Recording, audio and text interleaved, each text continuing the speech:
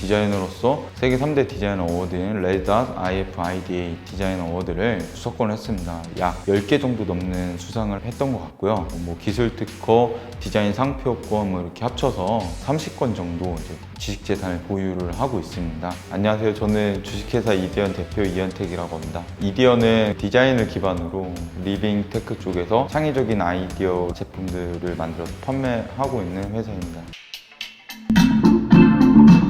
코르크 스피커라고 병을 울림통으로 활용한 블루투스 스피커 개발해서 이제 크라우드 펀딩 통해서 시장을 런칭을 했고, 추가적으로 이 리빙 쪽으로 제품들을 지속적으로 개발하고 이제 런칭을 준비하고 있습니다. 누적 매출로 한 11억 정도 이제 매출을 했었고, 약 10억 원 정도 투자 유출해서 지속적으로 성장하고 있는 단단한 그런 스타트업입니다.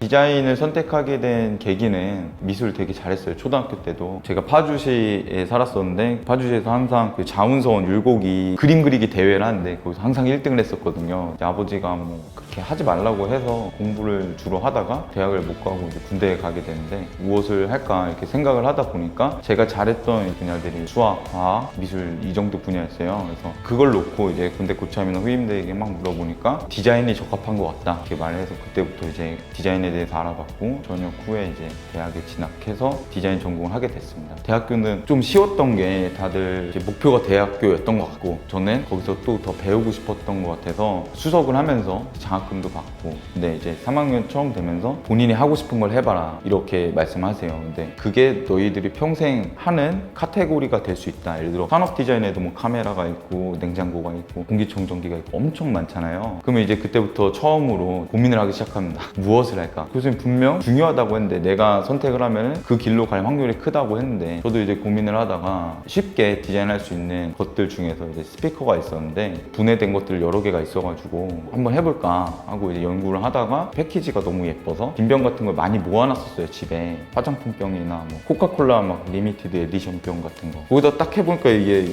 울림통 역할을 하는 거예요. 그래서 그 컨셉을 가지고 이제 디자인을 이제 진행을 했었는데, 그렇게 해서 이제 포트폴리오 속에 이제 존재했던 아이디어였습니다. 이제 산업 디자이너로 크게 성공을 해야겠다라는 꿈을 가지고 이제 직장을 다니면서 뭐 디자인도 하고 역량을 막 펼쳤습니다. 그러던 도중에 우연치 않게 도전 K 스타트업이라고 창업 경진대회 같은 게 있었는데, 상금이 100팀 안에 들면 500만 원. 너무 쉬워 보이잖아요. 스피커의 제품이 있었는데 그거 위주로 이제 사업 계획서를 처음 써봤고 제출했는데 진짜 100등 안에 들었어요. 저도 몰랐는데 6,600개 팀이 지원을 했는데 거기서 100등 안에 든 거였어요. 야, 내가 어떻게 됐지? 1,000원이 내려왔었죠. 그 당시에 스피커가 굉장히 많은데 이거 그냥 블루투스 스피커로 경쟁력이 있냐 이렇게 말씀을 하셨고, 저의 역량이 이제 디자인이고 디자인 싱킹을 통해서 개발된 제품이다. 스피커의 역사는 몇백 년이 됐다. 하지만 이런 공병을 활용해서 울림통을 하는 이런 원리는 이 스피커 회사들이 개발하지 못했다. 왜냐? 거기에 매너리즘에 빠져있기 때문에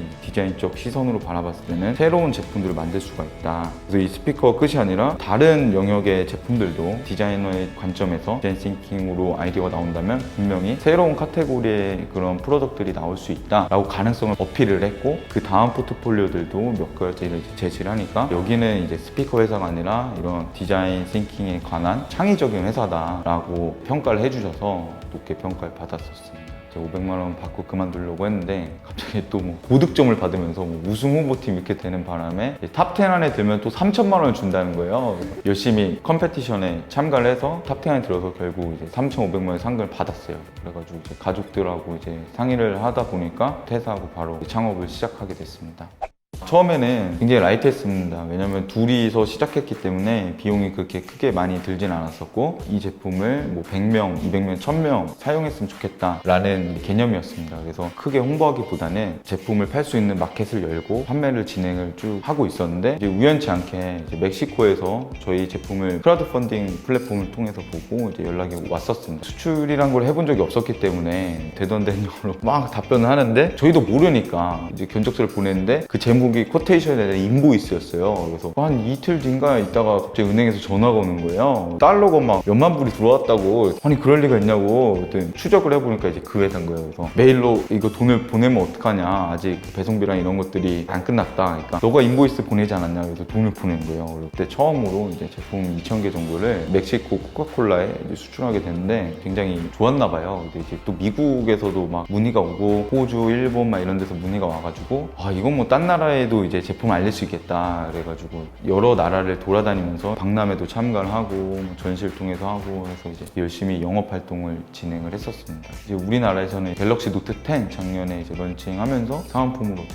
진행이 되었었습니다. 작년까지 누적 매출로 한 11억 정도 이제 매출을 했었고 B2B가 70%, B2C로 한 30% 매출 차지했던 것 같습니다. 2019년도 초에 이제 창업 공간이 필요할 때 아르콘이라는 신한 두드림 스페이스가 있었고 인큐베이션을 모집한다는 공고를 받습니다. 보통 인큐베이션이라고 하면 멘토분들 불러서 멘토를 하던가 아니면 강연을 듣게 하던가 이런 것들 시간이 많이 할애되는 거였는데 여기는 실질적으로 뭐 이런 소비자 분석부터 해가지고 고객층들에 대한 반응들 이런 것들 위주의 인큐베이션을 하는 거였습니다. MBR이라고 그 프로그램 통해서 굉장히 열심히 고객 분석을 진행을 했고 B2C에 대한 가치를 알게 됐고 그들에게 좀 더 쉽게 다가가면서 마케팅을 진행할 수 있었던 것 같습니다.